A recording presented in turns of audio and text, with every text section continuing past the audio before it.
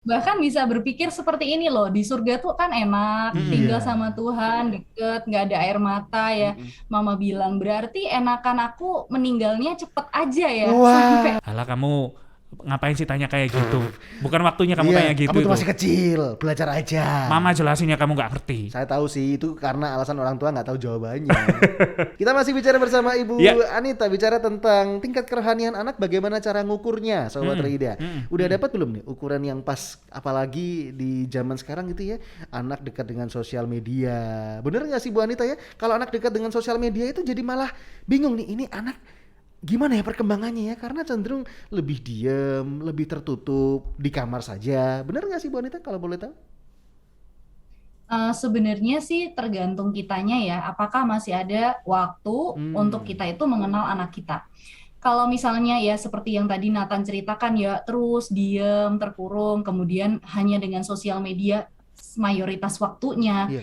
Nah, berarti kan otomatis sedikit waktu dengan kita orang tuanya ya, Hmm, gitu.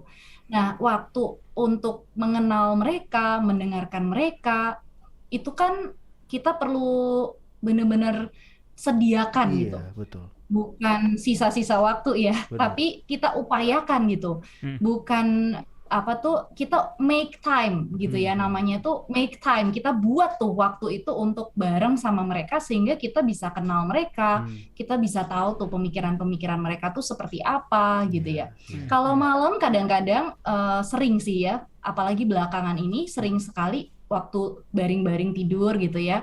Anak-anak saya tuh suka nanya-nanya gitu ya sama saya. Saya cukup terkejut juga, Heeh. surprise juga, Oke. kok pertanyaannya bisa cukup Dalam. dalam gitu ya. Mm, Oke. Misalnya anak saya yang nomor satu, dia baru mau umur 7 tahun ya, mm. misalnya dia tanya, Tuhan itu sebesar apa gitu ya, Hmm. pertanyaan-pertanyaan semacam itu. Kemudian Wow. misalnya, saya itu, apakah saya itu jahat? Kok saya itu nggak taat? Misalnya seperti itu ya. Hmm. Tuhan tuh sayang atau tidak? Misalnya seperti itu. Jadi Mm. kalau ada waktu-waktu seperti itu, nggak muluk-muluk deh ya. Hmm. Misalnya nih, pagi kita ada waktu untuk ngobrol-ngobrol santai sambil sarapan misalnya. Iya. Waktu malam mau tidur ya, kita juga ada kan malam ada makan malam juga. Nah, itu kita Hmm. pakai juga ya. Kita nggak Benar. sibuk sendiri, kita bareng-bareng. Waktu malam, nah biasanya muncul tuh pertanyaan-pertanyaan yang seperti itu karena anak kan udah nggak sibuk dengan mainan gitu Betul. ya. Mm, Mereka Betul. kan udah mulai calm dan mikir-mikir ya Hmm. gitu. mm. Hmm. Nah, itu tuh sering muncul tuh dari anak saya pertanyaan-pertanyaan seperti itu gitu. Iya, iya, Wow. iya. Ya sehingga disitulah waktunya gitu. Iya benar. Untuk kita tuh mengajarkan juga kepada Mm, Hmm. mereka. Hmm. mm. Bahkan beberapa waktu yang lalu juga ada Apa tuh? seorang narasumber yang bilang kan, Hmm. anaknya udah mulai bertanya kalau misalnya aku meninggal, aku kemana? Waduh. Padahal masih Iya. kecil itu. Bener bener. Benar, benar, Anak benar. kecil tuh Iya. pertanyaannya Anak saya, liar-liar ya Bu ya. Itu luar benar, biasa anak itu. saya juga. Iya, iya, iya, iya. Iya ya. Saya juga tanya sih Benar. dulu ya. Mm-mm. Jadi pertanyaannya kalau saya dulu tuh cari duit gimana caranya? Anak kecil udah mata duitan. Gak guyon coba Bisnis saya. online dong. Bisnis online. Trading forex bisa nggak sih Pama? Ketawa. Guyon-guyon coba trading. Tapi Iya. secara, Bahkan, ya, Iya, ya, iya. silakan Bu. sorry, bahkan bisa berpikir seperti ini loh, di surga tuh kan enak, Iya. tinggal sama Tuhan, deket, nggak ada air mata ya. Mm-mm. Mama bilang, berarti enakan aku meninggalnya cepet aja ya, sampai maksudnya Wow.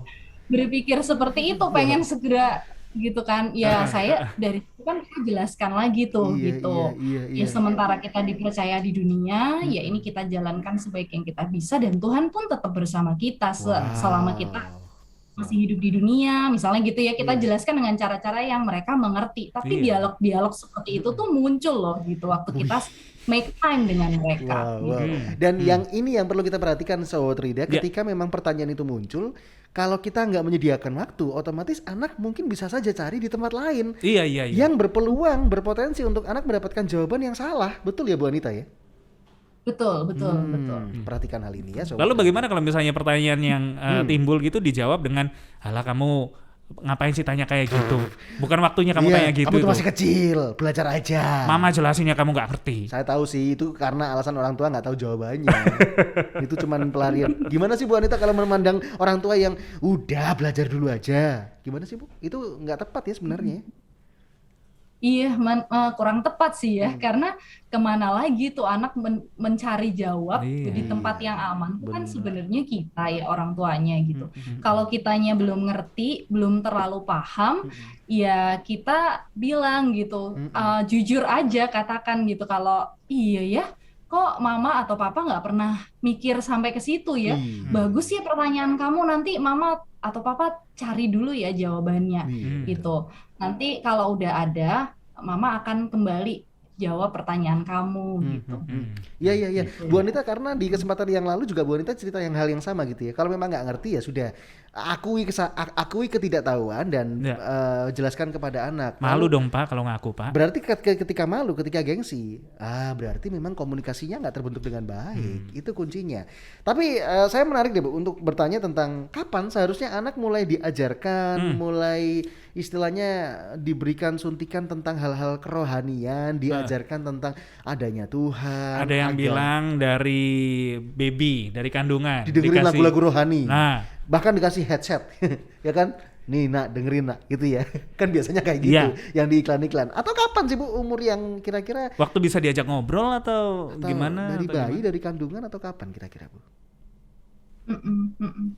Sebenarnya dari kandungan itu kita bisa bangun habitnya ya, misalnya bangun tidur, kita bacakan renungan, itu sebenarnya bisa. Nanti waktu anaknya lahir, saya pernah dengar nih cerita ya, yang begitu anaknya lahir kemudian malah waktu dibacakan tuh dia selalu diem, karena dia tahu waktu pagi dia dengerin nih renungan, misalnya sekian menit, 10 menit gitu ya. Oke. Itu udah seperti habit yang dia kenal gitu akhirnya ya. Ya itu bisa sih sebenarnya gitu ya, mulai dibiasakan, dan sebenarnya kan itu baik untuk kita juga ya, Iya. untuk kitanya sendiri itu kan, kalau kitanya sendiri sudah membangun habit berdua dengan Tuhan, waktu teduh dengan Tuhan, itu kan ya sebenarnya anak kita mau di dalam kandungan, mau dia udah lahir, itu kan dia melihat kita, akan meniru kita, dia akan mempelajari, meneladani itu dari kita ya. Jadi sebenarnya ya kitanya sendiri sih perlu ya. Tadi kan sempat di pertanyaan yang sebelumnya, gimana kalau satu sisi orang tuanya juga merasa saya belum juga bisa membangun kerohanian saya dengan baik nih. Ya kalau menurut saya tidak, ya semua kita itu tidak dituntut sempurna dulu Wow. baru bisa membangun kerohanian anak kita gitu ya. Kitanya sendiri aja nih perlu bertumbuh terus gitu kan, di dalam keserupaan akan Kristus. Jadi nggak usah khawatir, kita di tahap yang manapun, kita dalam relasi yang seperti apapun, yang kadang naik turun, kadang maju mundur cantik juga gitu kan sama Tuhan. Tapi yang penting kita tuh mau terus belajar dan bertumbuh, kita mau terus dekat sama Tuhan. Nah sebenarnya habit yang kita bawa membangun kerohanian kita sendiri itu otomatis anak akan lihat dan teladani. Gitu. Itu dia kuncinya Sobat Rida. Saya sempat sharing ke Jonathan gitu ya. Ada loh orang tua muda kayak kita yang gini. Nanti saya akan berubah ketika saya punya anak. Padahal kita tahu semua ya Bu ya, anak akan mempelajari sebuah kejujuran kalau memang kitanya berubah sebelum punya anak, dan itu memang jadi habit kita gitu ya, jadi pribadi yang baru, lebih baik. Anak akan melihat sebuah kejujuran bahwa ini papanya benar-benar baik gitu loh. Jangan nunggu berubah ketika ada anak. Bahkan jangan ngajarin rohanian ketika nanti aja lah, ketika anak udah lahir, pas masih dalam kandungan ya udah biasa-biasa dulu aja hidup ya kan. Padahal tidak. Kalau tadi Ibu Anita jelaskan bahwa bantu kebiasaan ya sebelum anak lahir, dalam kandungan, mungkin waktu kita masih menanti anak, ya udah bangun aja habit yang baik, karena kan itu juga baik buat kita, ya kan. Dimulainya kapan? Dimulai dari sekarang. Segera Sobat Rida. Di Bahtera Ida FM juga memfasilitasi pagi hari ada banyak tayangan atau siaran khotbah yang bisa Anda dengarkan, yang panjang 45 menit ada, yang 15 menit ada, jam 7 ya kan. Didengerin aja sambil dicatat. Bagaimana sih dia melihat Tuhan? Apakah dia melihat Tuhan sosok yang menuntut, menyeramkan, punya standar tinggi, sehingga kalau dia nggak ke gereja, dia akan dapat sial? Tuh, pendeta bilang apa itu, dengerin, gitu. Itu paling sering tuh Bu Anita. Tuh, dengerin. Jadi anak tuh merasa bahwa ini saya dituduh banget gitu ya. You are listening to pujian terbaik yang memberkati 96.4 Bahtera Yuda FM. The sound of faith, hope, and love.